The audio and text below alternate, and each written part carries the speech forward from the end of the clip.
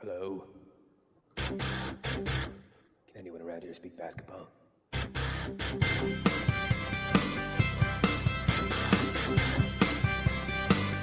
it is. It's the Confederacy of Dunks Basketball Podcast.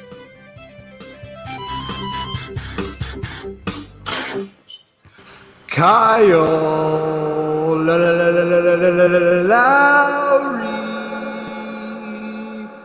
Welcome to the Confederacy of Dunks Basketball Podcast.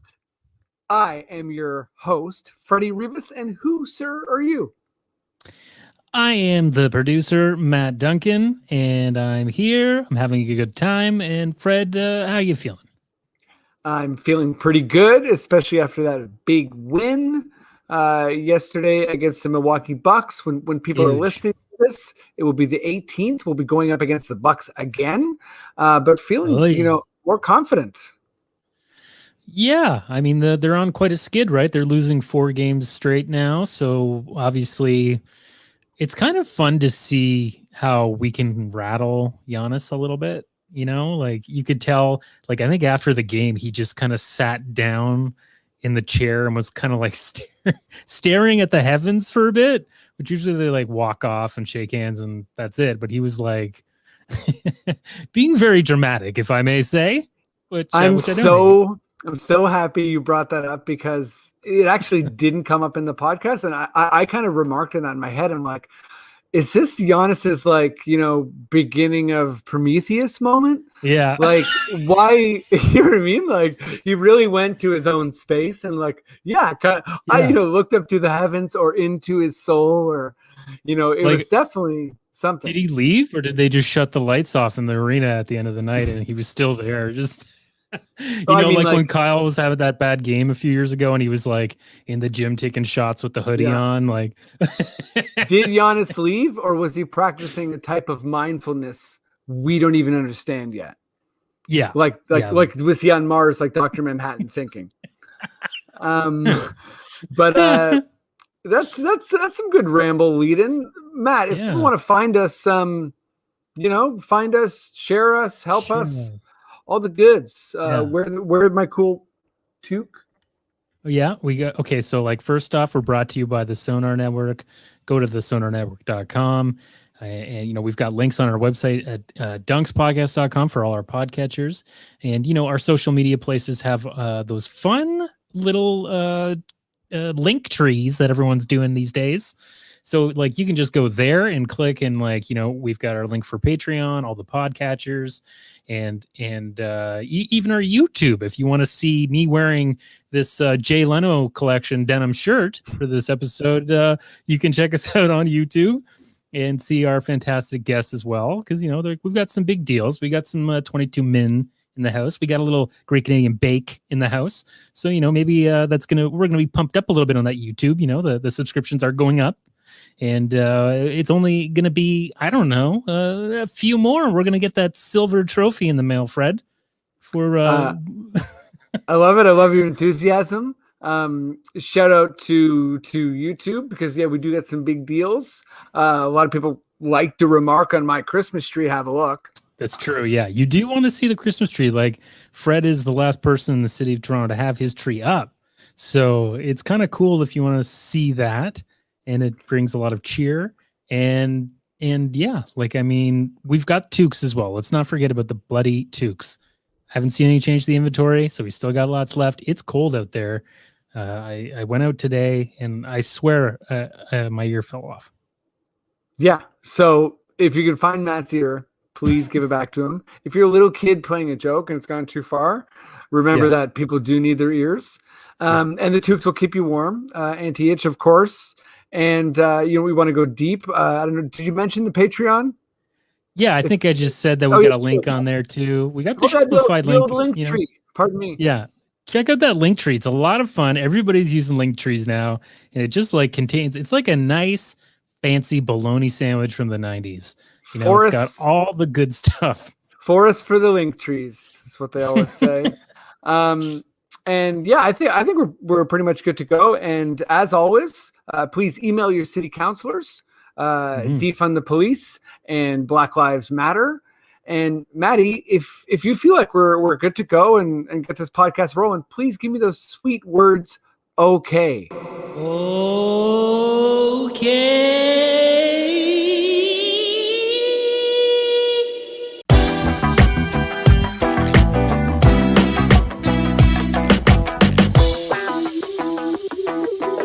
Okay, here we go. Guest number 1. I'm very excited to have him. I believe he's in the east coast of Canada right now, likely snowed in, likely more safe than me in Toronto, but that's okay. I do wish that the east coast of Canada was handling the pandemic response for all of Canada, but I digress. This guy is such a good stand-up. He was running one of my favorite shows before the shit hit the fan here at Laylo Laughs. It was incredible. I love doing stand up there.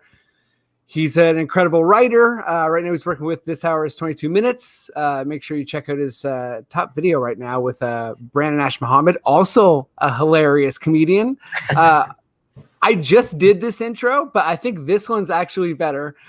Give it up for Mr. Noisy Foisy, even if you're at home alone, Jordan Foisy, ladies and gentlemen.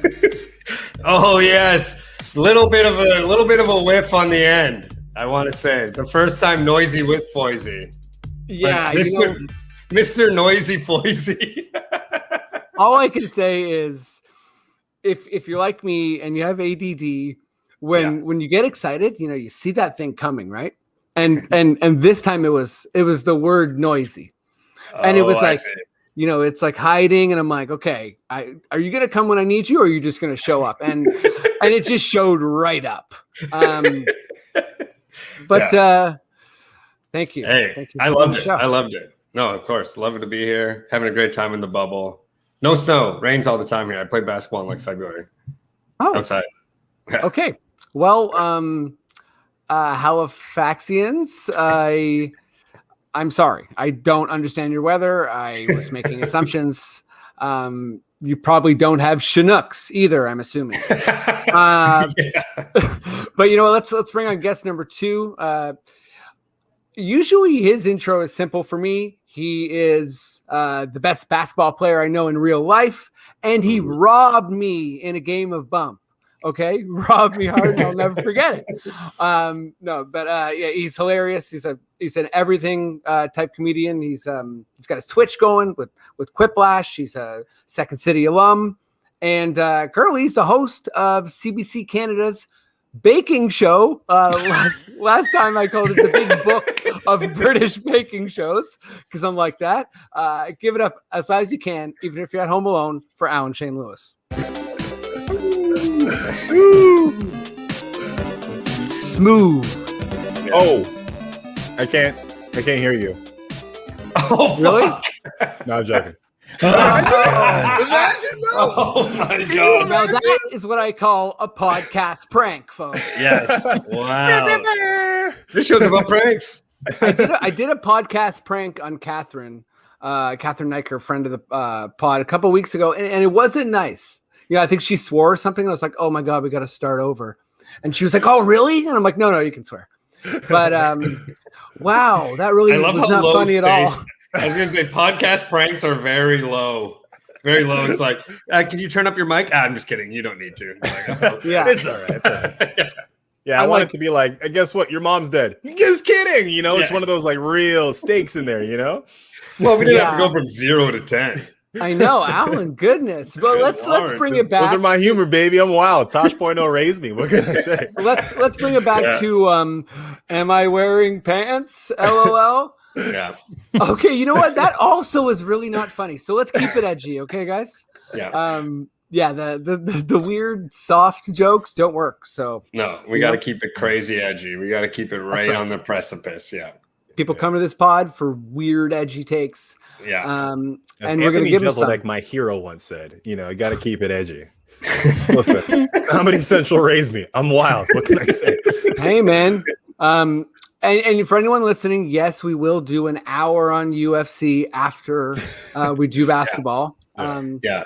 UFC and different brain pills I've been taking. Brain pills. Okay, that's a rabbit hole I Yeah. need to go down.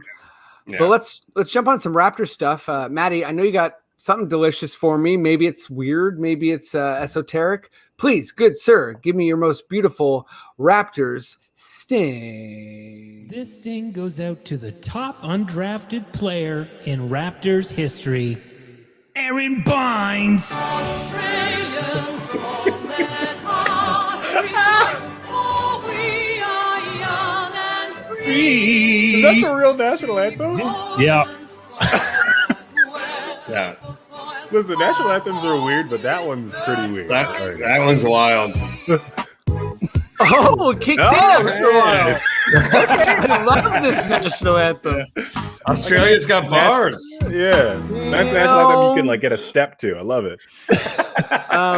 Yeah, that's definitely a Stepford Wives vibe national anthem, I'd say. Very terrifying. I don't know if I'm just saying that because I think the actor Nicole Kidman was in the movie Stepford Wives and she's from Australia. Is that where I'm coming from? Yeah. I would say that's definitely the anthem you come up with when you're like on this desolate rock at the end of the world and you see a ship going away and you're like, but I love Empire. And that's like the song.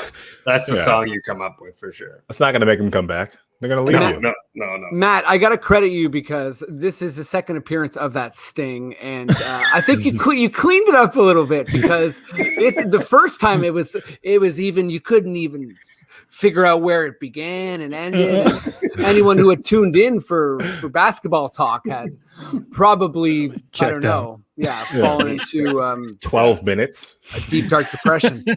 Let's jump in. Speaking of which, Jordan, let's go to you first. Yes. Oh yes.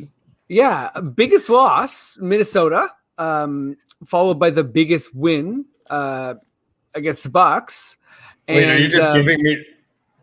Oh, you're saying. Oh, I thought when you sent that these were the questions. I was going to pick which one was the biggest loss and the biggest win, but that's okay because. No, this is just my stammering lead up. Okay, perfect. No, I'm just basically, it's been a super rocky season, and I think like these two, this particular win and then this loss is a good kind of example of like the rocky, pendulum up and down nature of this season. And I'm just wondering if there's like a through line for you in this year. Well, I'm going to give two answers, if that's possible. One is that this season has really made me re-examine my emotional relationship with the Raptors and with sports in general, because the reason I'm on this podcast is because I think after the Boston loss, I messaged Freddie and was like, I have to do your podcast. I have too many takes. I'm like overflowing with like this rage and all these feelings. And I wanted to go out in the night and just scream Baines into the sky. Right. Like, I was like, hey, you still should. But now it's like, Baines, come off the bench. That's fine. But I was like feverish with takes. And I think that kind of emotional relationship I have with the Raptors was fine in the seasons when we were good. Because it was like there was always some balance. But now that we're like a mixture of bad, I am learning how I have to be more zen and more sort of like, because like I'm like within 2 games I'm like trade Norm, right? Like I'm crazy. I'm all over the fucking place. So for me personally, and maybe if there's anybody else in Raptors fandom land who's like this, maybe it's a season for our own kind of personal like feelings to just enjoy the ride and to sort of like appreciate just watching them play and watching them figure it out.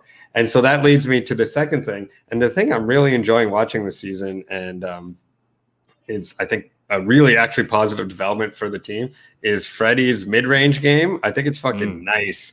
And it's like, it's been a while since we had like a guy, well, I guess not Kawhi would do it all the time, but like we definitely didn't have it last season. Like somebody who would just kind of like really carve up that mid-range, and it's nice to watch. And I think it'll be quite helpful come playoffs and things like that.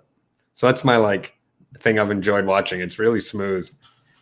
Yeah, I mean, I couldn't agree more. I think like, first of all, yes, all of our relationships to the Raptors, like, I feel like I suffered my darkest days. You know, I've said this ad nauseum on the podcast, but after the Washington sweep, and my kind of relationship with the Raptors had to change, and I had to kind of like look at basketball in a more kind of like nuanced, detailed way, partially to stay sane. And I think it really helped me enjoy every single moment of being, you know, the best team for the last 5 years in a bunch of ways. And I think, you know, it's hard to enjoy the moment. And obviously I'm sure, you know, I'm not Mr. Zen, but I think that's kind of what I'm looking for in this question, which you hit, which is also kind of, that's like basically like a half of my answer. That's like a part of my answer is Fred, his maturity, the mid-range. You know, I think we lost so much of that with Serge. We lost so much of the playmaking with Mark, the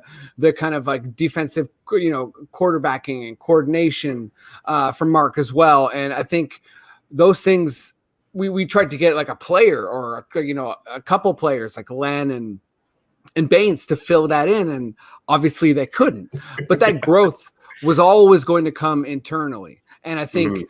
Seeing that happen in real time is just super, super validating. And we'll talk small ball in a little bit and kind of like where we're going as a core, but you really hit the money with Fred. You know, it is growth. And I'll save my half part in case that's where Alan's coming from. But yeah, Alan, you know, with this up and down season, where are you feeling, or, you know, well, what's giving you kind of that like steady cam, relaxed look I don't know. Yeah, I think as a fan, this season has been very interesting. It's up and it's down. And if you want consistency, I think the main factor of consistency is being consistent and finding those kind of that roster, that starting lineup that kind of makes sense, giving the opportunities to the players that make sense, letting these players figure out each other in a way that feels right. And I understand a lot of Raptors, or even, you know, we're all kind of waiting for that midseason trade, that one trade that's going to like fix everything. And down the line, you know, if that happens, you know, great to that. But it's about getting those reps and then figuring it all out, and these players figuring it all out. I think that the game against the Bucks was amazing because we finally put up our best 5 players to start the game.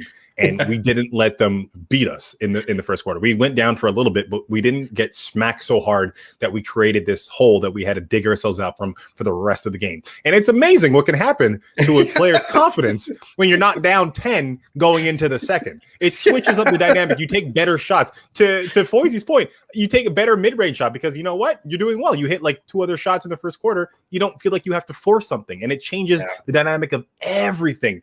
And I think that's what it comes down to. The Raptors actually playing the 5 best players on our team and figuring it out afterwards. Like I think those other previous games, or some games that we've had before, where we had Baines or even Chris Boucher out there, there was that opportunity for that second or that 6th man or 7th man to come in there and kind of like find a vibe. And then eventually, you know, as Raptor teams do, we just kind of even and balance each other out as the game goes on, and then we kind of like give that effort in that fourth quarter. So it was nice to find to hit a team in the mouth in the first quarter and stick around with them the entire game, and then do what we do best and get even better when it comes to the fourth quarter and buckle down on defense. And the resurgence of OG coming back into the lineup, can't go wrong with that. It was really great to see that. So as a Raptor fan, I'm happy about what we're doing. This season is one of those seasons where it's just like, I'm happy just to see growth, and especially from players like Freddie. It's great to see. It's great to see. Yeah. Sorry, go ahead. Is this when I should drop my apology, or should I save it? Yes. Should I the save it for later? Should be as loud as the disrespect. I already say, if you propose Kyle Lowry draft scenarios, you need to hand over your Raptors badge. Oh no. Okay. But I will say, okay, I do have takes on a Lowry trade, and I am pro it, but for different reasons than I think everyone is. Can I'll come back. Can you save some of those Lowry takes for the middle of the night in Twitter? Yeah, those will save. But the apology I need to do is I tweeted, and this was after a bad Pascal game, and I tweeted something like, Raptors fans are waiting on Pascal to get good the way QAnon's waiting on Trump to save them, or something like that. Funny tweet, which I was so torn. I was like, this is hilarious. But also, I disagree with all of this. It was and again, this goes back to what I was saying before, where it's like I really had to realize my own and obviously that's kind of part of sports is like taking out though. I treat my team worse than I would treat anyone that I care about in my life, like that's kind of where my I'm like emotionally abusive to them, which is why it's good they don't know me and I have no effect on their life at all. You know what I mean? So then I tweeted that, and I was really wrong, and I've been very pleased to be wrong because he's playing fucking great, and I really enjoy the way he's playing, even missing that last layup. I wasn't even mad at that because I was like, whatever. Like, it wasn't his fault we lost the fucking. It was the team's fault that we lost to the Timberwolves. Like that one missed one, and so going back to them, I'm leaving that tweet up there because I can admit that I was wrong, and then, like Alan said, it was pretty funny, but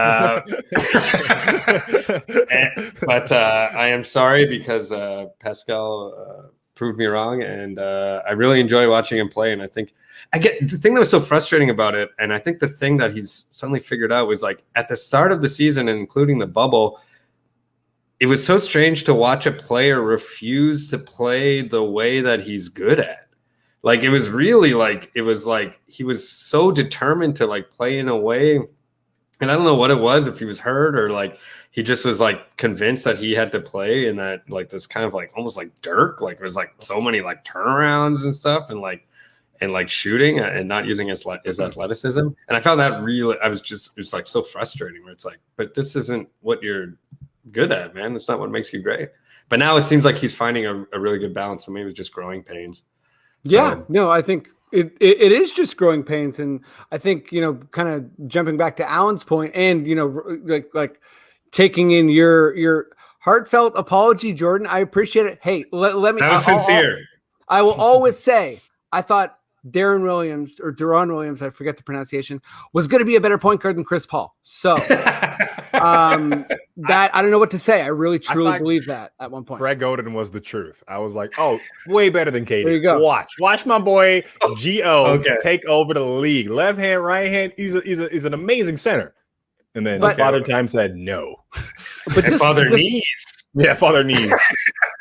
Just to kind of jump back in here, like I think growing pains and patience is a big part of the theme of this season. And I think that comes really hard to Raptors fans because they've been poked for a long time. And it's kind of like they don't understand how they got good and eventually won. They kind of see it as like very transactional and it being this thing that wasn't about mentorship and wasn't about like losing in embarrassing fashion and growing and really like Masai style, like hoarding this massive amount of assets, which, we won the championship, which is the goal. So the asset, we're not as rich in assets and we're building them up again. And I think for a lot of fans, they see that as, okay, this has to be temporary and I can't handle the unknown. So theoretically, if I'm as bad as possible, that's quicker to getting good, but it's not, right? Look at the Sixers, 7 years. And I think like it's important to understand our path was successful. And I think when part of it is that it's getting in its rewriting, there's major kind of like, in my opinion, logic gaps or things that are kind of like unaccounted for. And this all goes back to, I was so deeply frustrated with that Boston series because I think we didn't put our best foot forward. And that goes back to Allen's best players on the floor. And Nurse not trusting Norm, I think, was an integral and crucial mistake in that series. And Boucher. And I think that was part of him getting out-coached. And, back to like the mystery of Pascal's poor performance, I think part of that is leadership and part of that is growing pain. And, I've gone on a bit of a rant here, but Alan, I just want to kind of like direct back to this question here and get your feeling on kind of like what you think the future for this starting lineup is. And just a recap for any fans who are like, what the hell? Assuming Kyle Lowry isn't super injured, and I hope he's not, it's Kyle, Fred, Norm, OG, and Pascal. So it's quite small.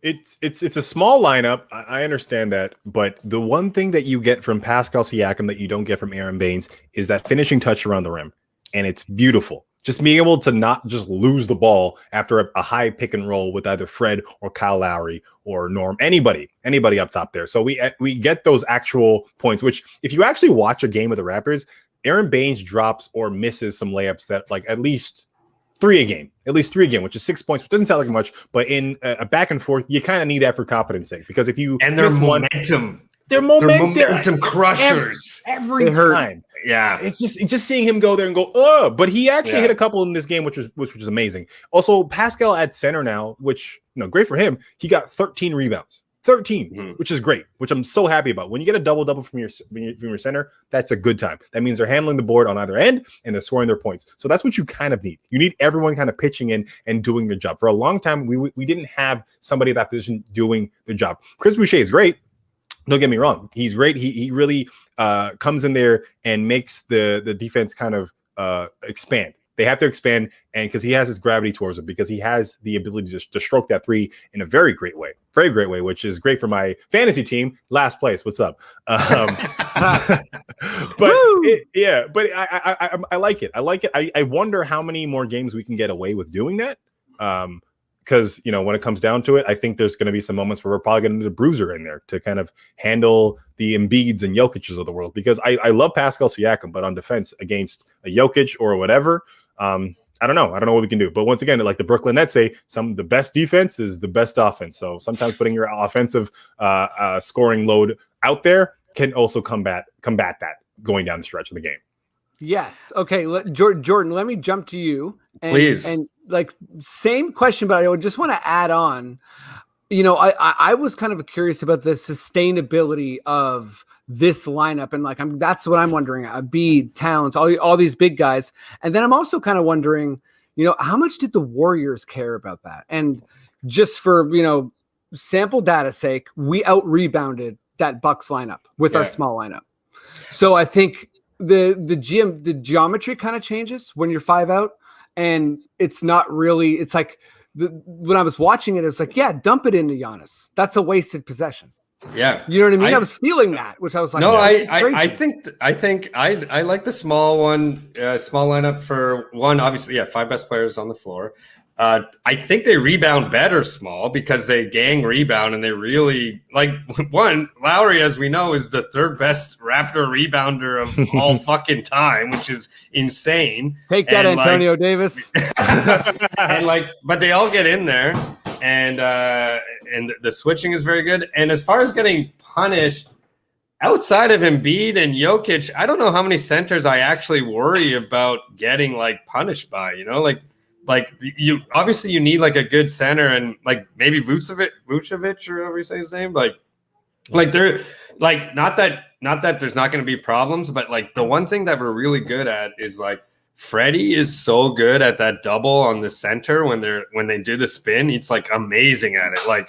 If you're a center with the ball and so I really like that. And on offense, and I don't know if they did this as much, but one thing I don't get about about Toronto's offense is I would like to see Pascal as the roll man more. They never really use that, or not recently.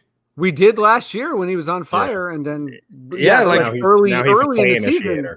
And I guess it was kind of hard because Baines really gums it up, and he does just by being so big. So I like that. I like that too, where it's Pascal and Lowry or Fred doing the pick and roll, and then you have Norm and OG spotting up. It's that's pretty deadly, and I just think it gives them more energy, and this is the other thing. And going back to with Nurse and the coaching, I don't know if we used to give Casey such a hard time about being stubborn, and I feel like Nurse is, if not as stubborn, if not more stubborn. And the difference was he had Kawhi one season and Casey didn't.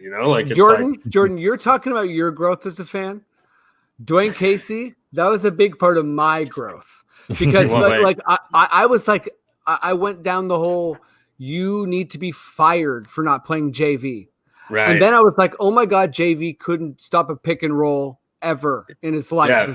And we saw that in that recent Memphis game, right? Like we destroyed them in the fourth. And it's like, cool, take your 22 and 18. You literally let us destroy your team because you're too slow. And like, that was one thing Casey kept saying. You just wouldn't play JV in the fourth. And it was like, I didn't see it until I kind of saw it and was like, oh man, Casey definitely for me, Casey DeRozan, just so much disrespect from the casual Raptors fan. Yeah. And they deserve statues of the they deserve to be Raptors legends, I think. But sorry. No. And I mean, no, that's kind of changed my subject because it's like, I was definitely someone who would rag on DeRozan just because he was like just so bad on defense, and it just was like, in the playoffs it got so bad. But this season you watch and you're like, oh man, having someone who can average 24 points a game like guaranteed is actually not. That's incredibly important. It's pretty cool. And it's like it makes it way easier to have a winning team where it's like, oh yeah, you have a guy that's going to get you buckets, like. You actually need that. And so, and I guess that's another thing about this team that I think is going a little under the radar is the offense is pretty good. Like, and I was noticing that even at the start, like, and they're all making a big thing about that Finch hiring, and then it kind of went away because we were bad. But when you watch the offense, there's a lot more like movement, it seems like, and there's a lot more like cutting. Bembry's like a great cutter. So,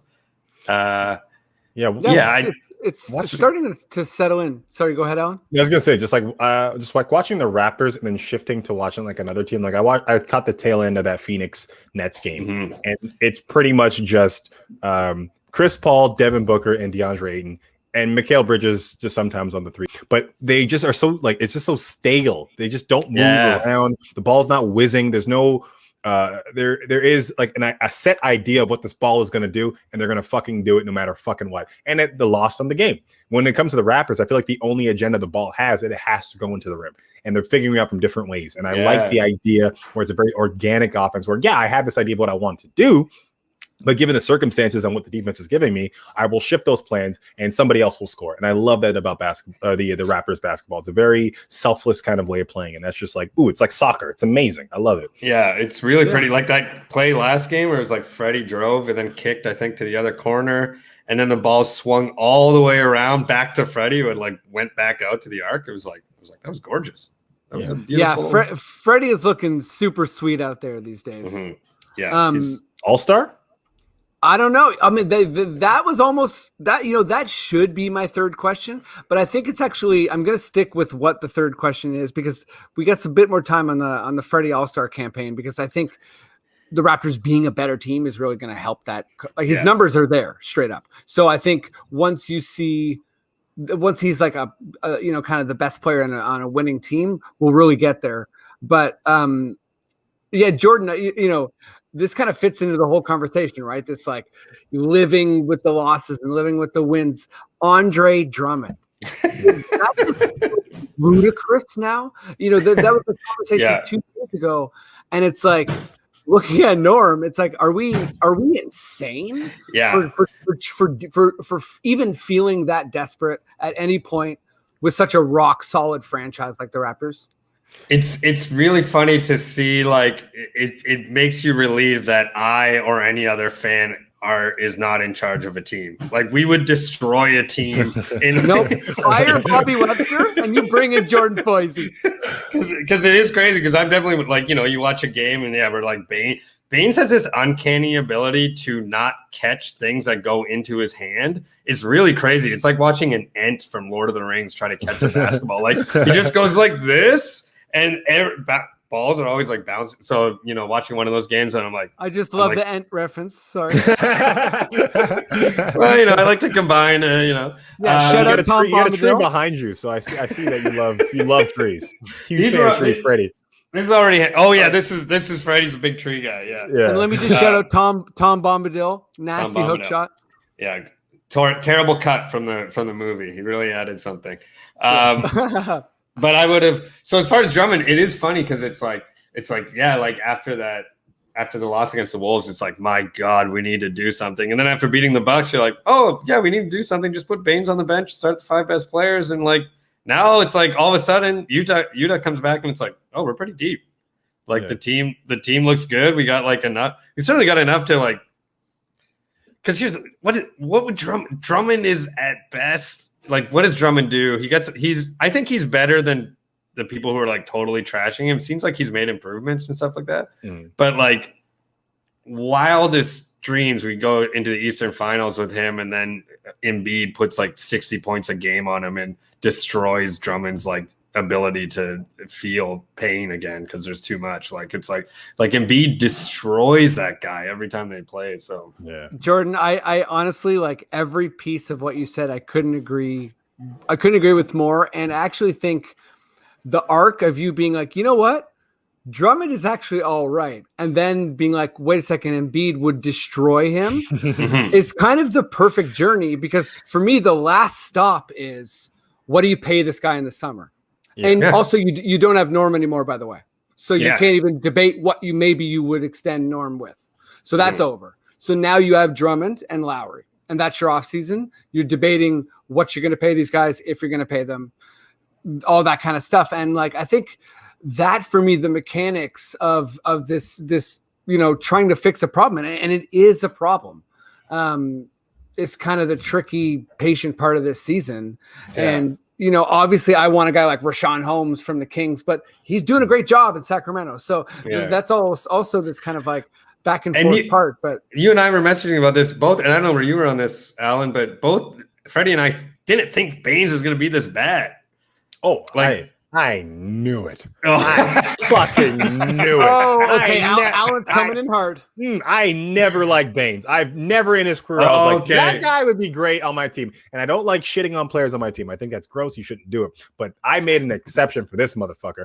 I don't think getting fucking Phoenix Suns trash would make your team better. Getting Alex Len and Aaron Baines onto your team makes you a better team. No. I think when it came down to like picking up these centerpieces that you need to have, I think Hassan Whiteside was a better option. And I think this is the one time I will criticize the decisions made by Masai during this offseason. I think not protecting a Serge Ibaka or a Marc Gasol or something like that on our team and going out and making these last minute deals to get Aaron Baines in here was a bad idea. But I will say that about Drummond specifically, I think, exactly. To Freddie, to your point, what do you do in the offseason? Because like he's got this huge contract that for sure, if we were to get it or bring it on, we'd have to trade Norman Powell to bring him in.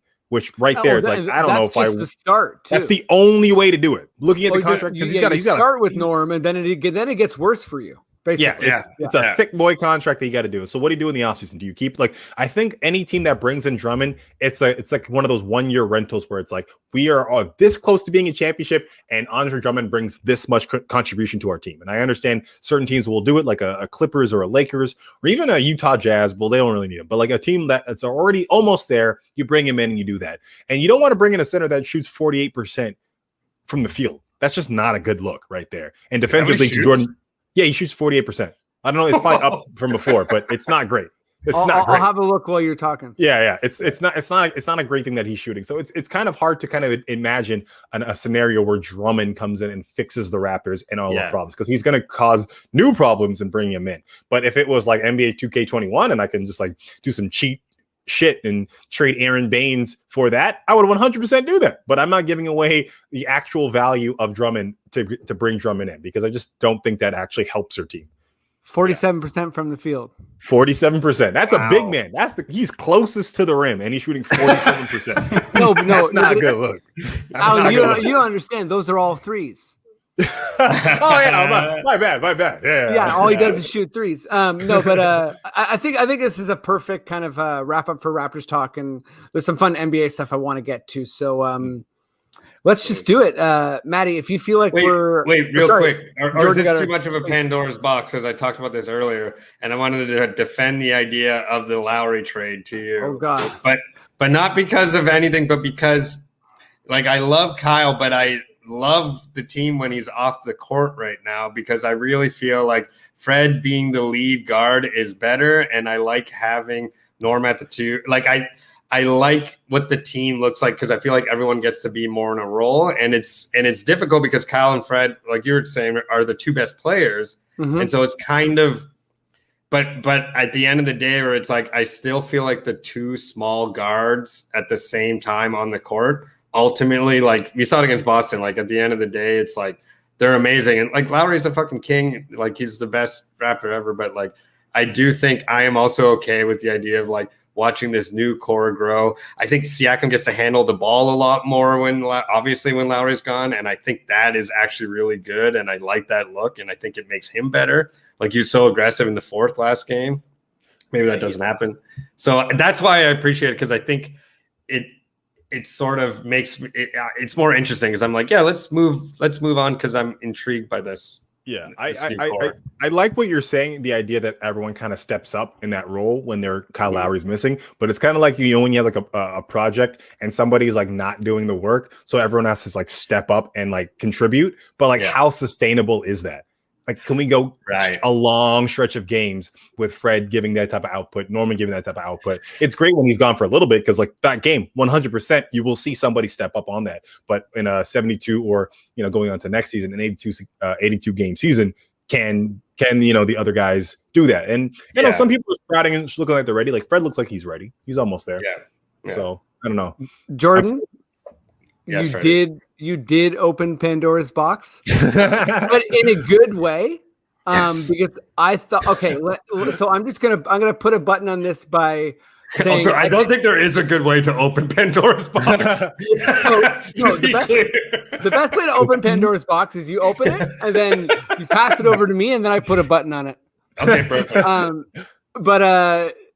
So like, just I think that I've been there with Kyle and Fred for a while, and there's a lot of analytics that say, they're too good. It doesn't really matter. There isn't really a good enough player on our team to really have a meaningful conversation about replacing one or the other.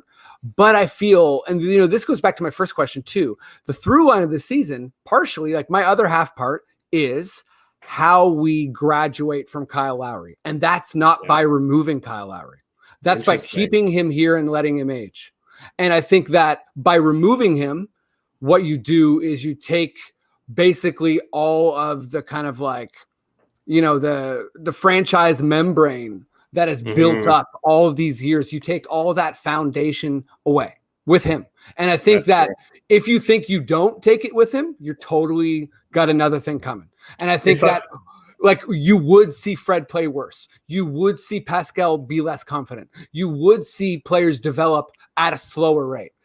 It would be meaningfully worse for our franchise. And that is not even really like considering him on the court as a age-defying masterpiece that we should be appreciating as fans. Yeah.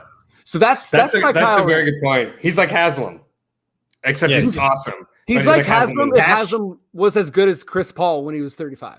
Yes. Yeah.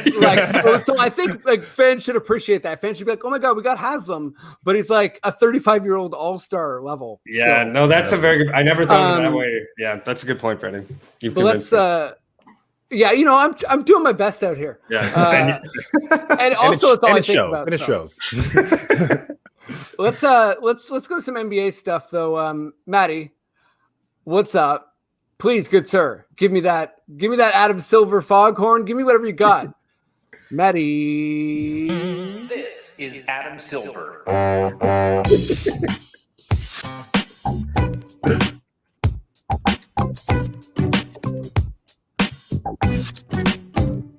Pew. Whoa. Wow. I think, Matt, was that on purpose? Did you cut that when I was going to go Bion? Imagine if that Freaky Friday us and we all switched bodies. Podcast, baby. Okay, this isn't so much about Drummond, and I hope you both watch it. But just in case you didn't, we can talk about it a little bit. But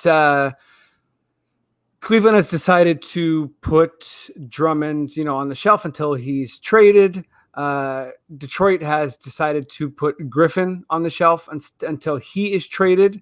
I don't think there's anyone else right now, but that kind of like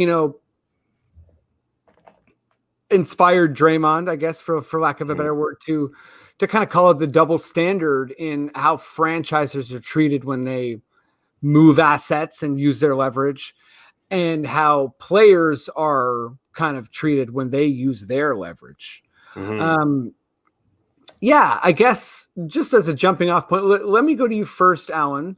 Are you familiar with the Draymond, like with what he just said, and do you think it's right? Or what's your feelings on it? Yeah, I think as we move into this like modern NBA, the players have way more agency, and I am 100% about that. I think player agency is the best thing. Fuck the billionaires who sign the checks and don't do half the work and get skirt by with a lot of these things. So I agree with them on that point. The idea that but I don't harp players for taking that time off. I don't harp franchises for doing that type of stuff. So I'm in the mindset of like, yeah, do what you got to do to secure winning for yourself personally, and also your players and your franchises. So if you got to do that type of load management, then do it. If you got to rest a player because you don't want them to get trade or injured before the trade deadline comes up, like Anthony Davis or anything like that, then by all means do what you have to do for the best opportunity for your franchise or yourself and to win. So I'm okay with that either way. Yeah, I think you summarized it pretty well, and I'm basically with you. But sorry, jump into it. I was just wondering because when I saw it, I didn't know what because I agree with Draymond's point, but I didn't know what about Drummond.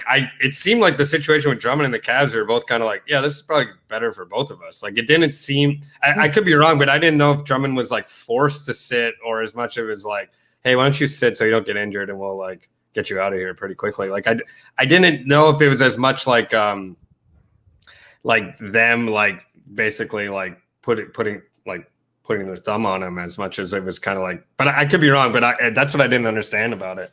I think he was highlighting the difference like with with Drummond, like when that happens with Cleveland, I think everyone's like, fair enough, keep him healthy. Right. And when Harden's like, I'm not going to report to camp, people are like, arrest James Harden, please. Yeah, well, you know what I mean? Like, arrest this man, please. Yeah. And I think it's like you look at the Boston Celtics and Isaiah Thomas, and I think players really bring that up for a reason, because he was Mr. Fourth Quarter that year. It was back up the Brinks truck for Isaiah Thomas, and then Boston was like, you got a bad hip? Peace. Yeah. And I think that like players are like, wow, that is like, and the fact that fans are like, yeah, why would you resign Isaiah Thomas? Is like, right. Of course you don't care, but also don't you dare complain when a player does anything. Like when they exercise their agency, stand up and applaud. You know what I mean? Like if Kyrie goes missing for a week or two, say nothing. You know what I mean? Be happy with it. And I think like that, is this, I don't know if that's too forceful. Yeah. And I also think where I kind of come in as like, I don't know how to feel is when there's like, Alan, you seem more at peace with it, because it's like, I guess to me, it's kind of like, I want both things, but then also there's like the contract and there's the reporting to camp and like, what about your other teammates? And like, I just like, how do you navigate that? Yeah. With the rules being unclear.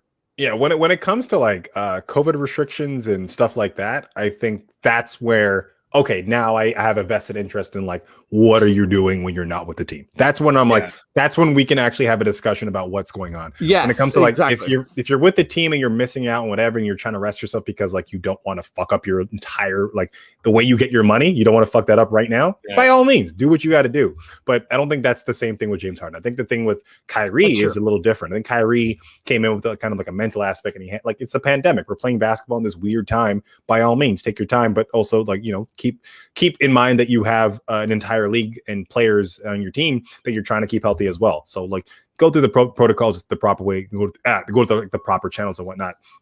The weirdest thing is to be mad about a player missing a game when there's like no fucking fans. You didn't buy a ticket to this game. You just turn on your TV. Who gives a fuck who's playing at this point in time? Yeah. Relax. Okay. Yeah. So let these players do what they got to do when this weird season. Let us finish it out the right way. That's what I think. And just the way that the NBA, like the NBA is sort of like, their PR machine has been cranked up for the past, 3 years, but it's like the way they're treating the players this season. Like they're like, no, you're going to the All-Star game. Yeah. You're a fucking All-Star, right? You fucking All-Star. Be a fucking All-Star. Forcing a crown on somebody's head. Like, Yeah, you wear yeah. this. No, You it's wear this because you're special. It's It's kind of just- sharp, it's just- though. No, It's you just earned it. clockwork. It's Clockwork Orange, and they're Yeah. listening to Smash Mouth over and over. So that part's funny. And real quick, Kyrie gets a lifetime pass from me because he said "fuck Thanksgiving" on TV, and that's like pretty sick. That is pretty sick. Okay, you know what? That's I feel like a good transition to players are awesome. I feel like we can all agree. Oh wait, also I saw sorry. Griffin. What's his name? Griffin was there too. I think that's a hard trade to do. I haven't actually been watching the Pistons play this season, so I don't know. Like, is Blake Griffin playing worse on purpose to get the fuck out of there? Because as soon as he got traded there, I was like, that's a bad place for Blake Griffin. That's only going to end like poorly for him. What's going on up there? Because I think it's going to be hard to move him because he's got a contract just like Andre Drummond, where it's like 38 mil, and then but unlike Drummond, he has a player option for like 40 mil. Which for sure he's going to take because no one's going to offer him that much money come next season. So it's going to be hard to kind of move him onto another team. I don't think there's a team in this league right now that really wants to bring on a Blake Griffin in decline. So he's also a dude that like destroyed his body for that team that 1 year. Like when he first got traded and he like dragged them to the playoffs, remember? Like the Pistons, and he played his mind out of his mind, and like that he was great that season, and then his body was just kind of like done. Maybe he could be like Batum, where you think he's kind of done, and then you put him in a place where he's like, not the key guy, and all of a sudden it's like, oh, he's still got some hope. And this is kind of perfect for our conversation because Griffin is a good example, I think, of like someone who was like, when he re-signed with Clippers, like they showed him the banners of like all these like LA legends, and they're like, do you know that we're already planning on trading you in 7 months? And it's like, and guess what? We're sending you to a place you'll never leave and you'll never win there. And it's like, but people are like, he got his money. So what's he complaining about? And like, I think it's kind of like going back to, just all these kind of swirling points. Like, I'm actually not sure. I have him on my fantasy team. Shout out to having a bad player on a bad team. And he's terrible in every way. And he's really, really killing me because I don't want to drop because it's Blake Griffin. But no dunks. No dunks. No dunks. Entire season. No dunks in 2 years. Also, many turnovers. A lot of people are saying, "Oh, he hasn't dunked since 2019." But are people saying he turns it over 45 times a game? Because he is. Not a spicy. Okay, let's do some MVP talk. Jordan, I just want to frame it like this. I feel like the last it's a narrative award, flat out, and I feel like the narrative early on has been like, wow, it's so impressive what LeBron's doing. It just can't be Giannis because he's won it twice and the playoff failures are hanging over him. But I'm having this feeling kind of, and maybe I'm wrong here, and maybe this just adds to LeBron's MVP narrative in his case.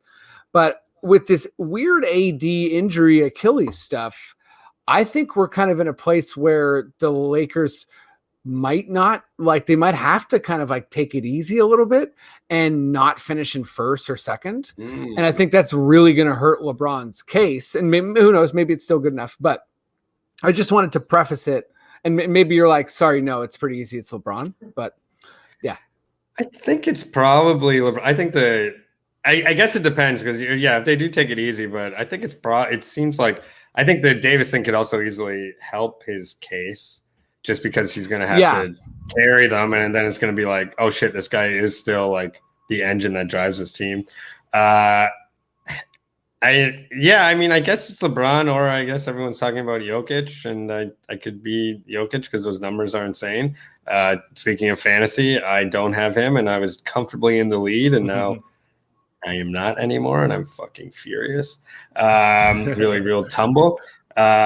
So yeah, I could see it being Jokic too.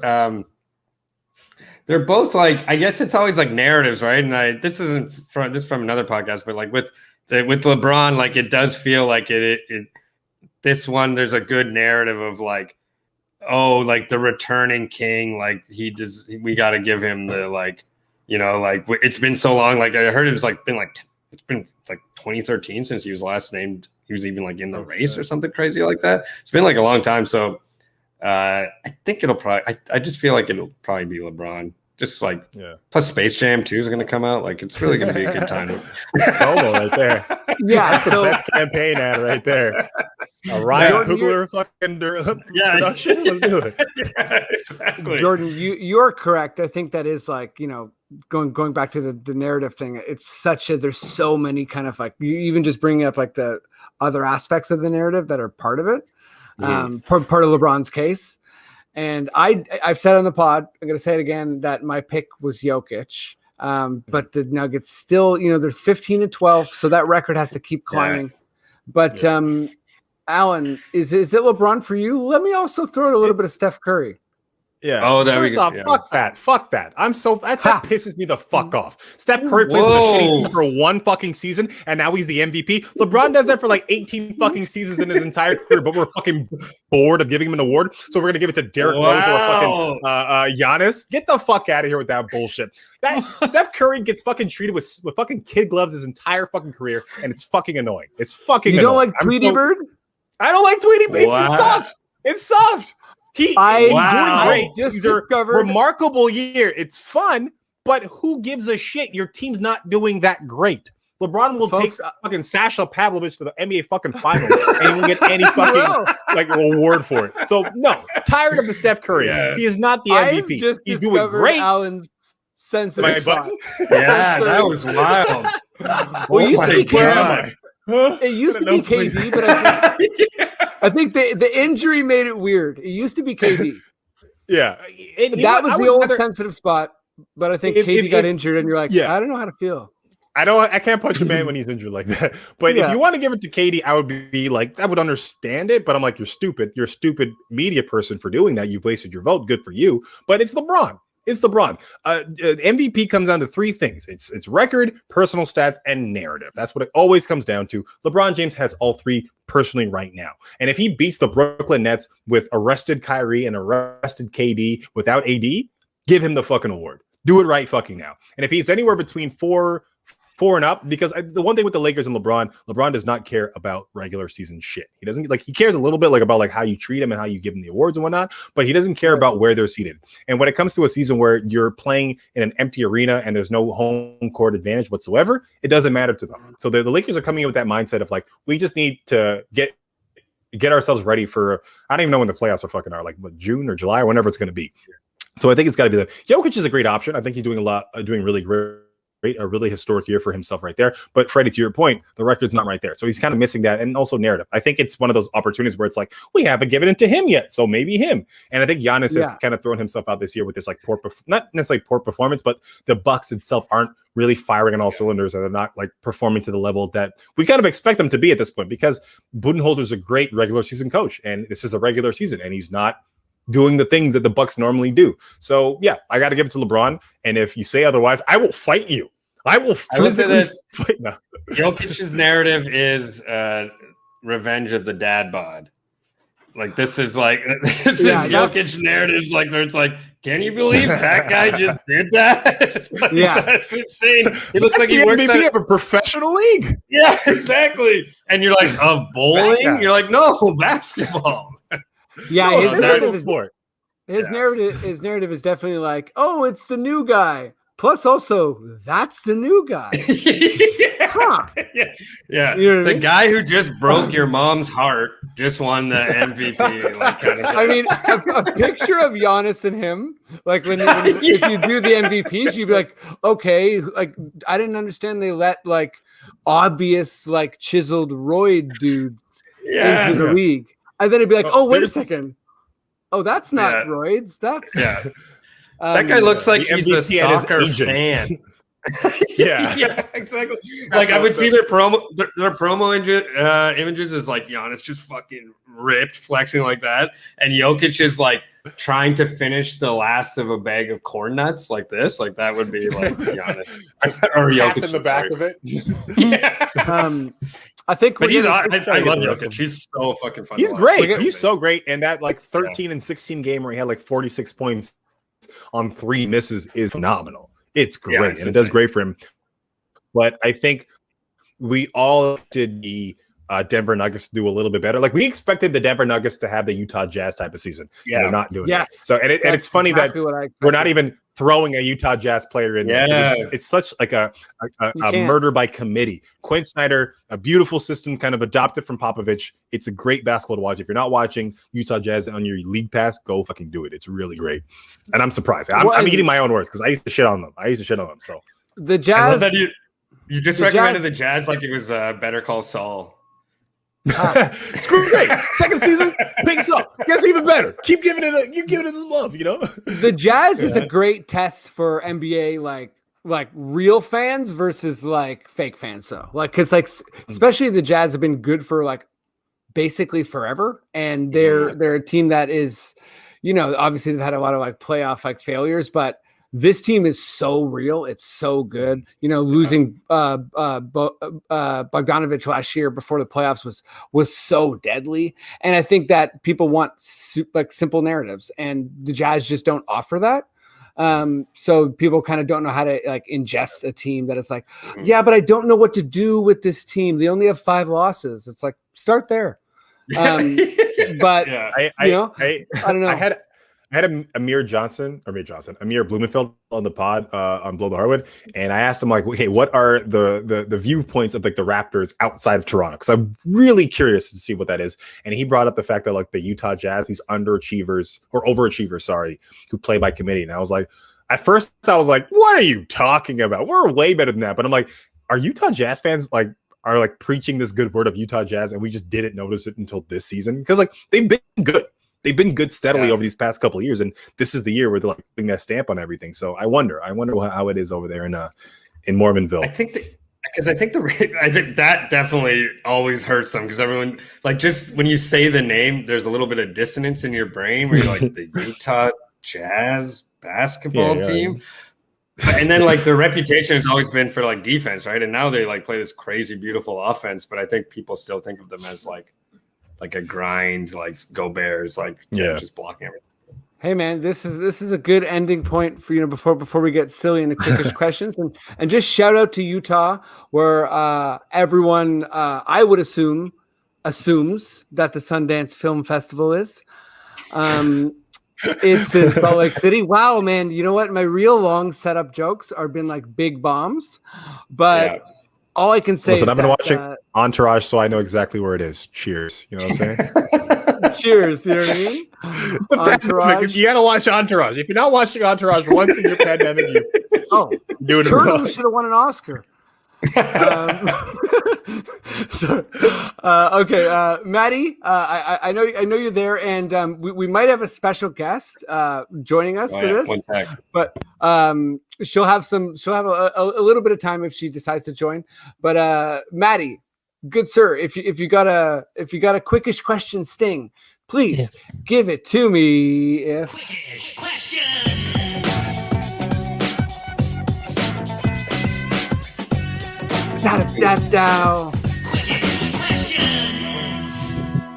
Hello, Matt, and hello, Allison Johnson. One of my very favorite people in the whole world. Also works on the big book of British Shakespeare. Sorry, I can't hear you. Yeah. Hello? You know what?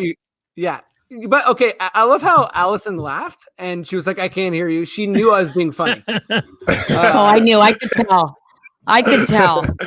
Okay, Allison. Yeah. I don't know if you and Jordan can hear at the same time. I can hear. Yeah. Okay. Okay. So here's how it's going to work. We're going to go through some quickish questions. I'm going to read them as fast as I can. I might stutter, slur, misread a comma, have a stroke. That doesn't matter. You have to answer as quickly as humanly possible. You can't phone a friend. You can't delay. Matt, I'm already looking at you. Whoa. Seems like you're working on your delaying tactics.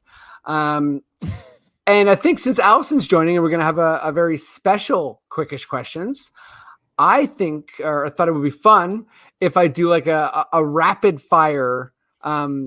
Everyone gets to answer every question. Oh my God. But it also means we got to be super fast. I have a question. I have a really, really quick question. Okay. One, are people going to actually physically see me? Is this live? And is this trivia? I don't know what this is. Okay. One, way too many questions. Two, people will see you. Eventually, it's not live. Oh my God. Okay. It says live in the corner, just letting you know. I know. Yeah, no, that's it's live to a private video, so no one can actually see it. That Matt saves for later. Yeah. Okay, great. Okay. Now Just for your personal files. Now that we know how the sausage is made in pod world, let's do it. Let's go Alan, Jordan, Allison, Matt. I'm scared. I hope you are, Allison. Okay. I'm losing my mind. Alan. Okay. Yo. Alan, sorry. What skills can you show off to Nick Nurse to convince him to add you to the Raptors lineup? Oh, I got a sweet guitar trick, some flips, and all from Guitar Hero, so he'd love that. Okay. Jordan, what skills can you show off to convince Nick Nurse you need to be on the team? Overall grit. Love it. Allison, what skills can you show to be on the Raptors team? Enthusiasm. Perfect. You're doing great. Matt, what skills can you show off to be on the Raptors team? I'm pretty good at whistling, so I think I could do some cool whistles to call plays. High noon whistle. Love it. Matt, I don't even know what that is. Alan, Drummond, question mark? Question mark back. Jordan, Drummond, question mark? Where? I love it. It's like a one of those college okay, you know what? I'm messing up my own joke. But like when someone's like why and why not is the answer. Okay, sorry. Allison, Drummond, question mark? Yep. Matt, Drummond, question mark? I'm gonna say exclamation mark. Wow. Okay, you know what? Matt was sticking Exclamation with you, mark. and we're going draft style, backwards up a snake. Whoa! Maddie, which non-Raptors team are you rooting for? Non-Raptors team. I think the Jazz. Yep. Allison, which non-Raptors team are you rooting for? The Clippers. Oh my God. Jordan, which non-Raptors team are you rooting for? I also like the Clippers. Sorry, How dare everybody. Alan, what non-Raptors team are you rooting for? LeBron James and Space Jam. Let's go. Let's get it. Let's get that shit, baby. Okay, Jordan. Yeah. Why do we struggle against Boston? Because we have two small guards and they got like big wing guys. Allison, why do we struggle against Boston? You know, they're having a good time out there. They're having fun, and we're not having fun. Cheers to that. Maddie, why do we struggle against Boston? Because all Boston ever does to Toronto teams is rip our fucking heart out. I'm sick of it. Yeah, no tea parties over here. Alan. This guy's got a lot to unload. I know. Look at the detail in his background. Alan, why does the Raptor, or why does struggle against Boston? Racism mostly. Racist thing. I'm just gonna say it. Checks out. The mostly is very good in that answer. Allison. That's the wiggle room. Hi. Where is Matt Thomas? Oh, I don't know. Where is he? You tell me. Oh, this is okay. My theory. I think that he's. That was your answer, Allison. I think he's depressed. Matt, where is Matt Thomas? Not a lot of people know this, but it was in his contract that there had to be a sort of shawarma coming to Tampa with the team. Didn't happen, so he's refused to play, actually. Wow. Alan, where is Matt Thomas? Right here in our hearts. Right there. Oh, did he die? No. God, no. You should stop playing much. Jordan, where is Matt Thomas? He's trying to learn all of the Arkells songs on guitar so Nurse will play him. That is where he is. No. Was that a real one? Alan's in that video. Hey. Alan's in the music video for that song. Yeah. Sick, dude. That's fucking sick. Matt. Yeah. Where does Norm Powell rank for as an all-time Raptor?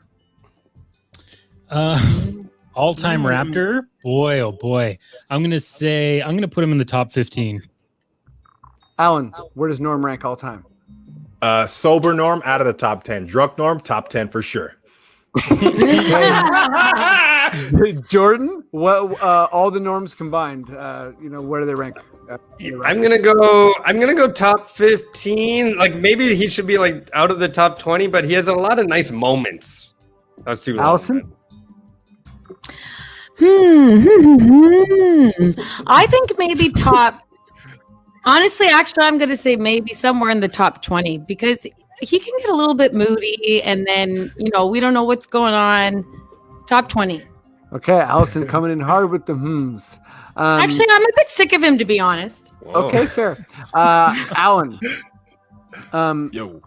if you had to trade Norm to get Drummond, do you do it? I would not do that. Not even in a video game would I do that. Jordan, would you do it? No. Allison, would you do it? No way. Matt, would you do it? It's a hard pass. I feel like this is going to be a much harder pass. Same question, but for OG. Would you trade OG for Drummond, Allen? Same answer. Nope. Not even in a video game. Or on, Jordan. what's it called? I don't think I would trade OG fantasy. to get my mom back from terrorists. Whoa. That's I love a pretty OG. intense joke, but also, you know what? mom's just It listening really to it. highlights the gravity. Allison, OG for Drummond? Hard no? Freddie, I just want to say I love that your Christmas tree's still up. But I would say no, absolutely not. I love OG. Maddie, Drummond, OG. Well, I'm going to have to stay with OG, but I do want him to start wearing prescription goggles. Oh, he's got. Oh, yes. That's Now, good. this one's going to start with Matt. It's the last question of the pod. Maddie, has there ever been a better Raps trade than Gravis celebrate too early Vasquez for Norman Powell and OG Anunoby? Sorry. A better trade than that just for the Raptors? Yeah, has there ever been a Raptors trade? So we got those two guys for Gravis Vasquez. Oh dear. I mean, One OG was a pick that's at the I mean time. because those guys are, such a part of the team. I think that's the top one. For Grievous? Oh my god. Yeah. Alan, Yeah. was that the greatest Raptors trade of all time? I think, the easy answer is probably Kawhi one, but I got to say getting Andrea Bargnani out of Toronto for for whatever we got was probably the best trade. You know what? Pasta, baby. That's always a good pick. Jordan, was that the best Raptors trade of all time? It was in terms of talent, but I really loved the Gasol trade. That felt like something special was happening. Mhm. It was Me last too. minute too. I know. And Memphis was like, go win a championship, daddy. Yeah. I don't think they said daddy. That was weird. Allison, was that What? the Why did nobody say Kawhi? That's I mean, I was going to say it. If he stayed, Well, I think if he stayed, Kawhi- I would have said it. he brought us. Yeah. He gave us a championship, and I just love him. And I know he's gone, but I still love him. Hey, that's okay. I don't care still that love he him betrayed too. us. I don't think he did betray us. That's it, though. That's it for the pod. Thank you all for joining us. Allison, thanks for jumping in. Thanks for having me. Stick around here because people want to know what you're up to, too. Thanks for everyone who listens to the podcast. We've been growing a lot in the last little while, so super appreciate. Share, subscribe, like, what all the professional podcasters say. Alan, let's go to you first. The baking show, right? We're going to watch that. Yeah. So, Great Canadian Baking Show every Sunday on CBC and CBC Gem at 8 p.m. You can follow me on Twitter at @TheAlanShane, on Instagram at Alan Shane, and then on Twitch at Shoeless Lewis. I'm out there too playing video games, so check those all out. Thank you so much. Thank you. And I'm so sorry for suggesting Steph was an MVP candidate. How dare you? How dare you? Honestly, I'm going to have a long look at myself.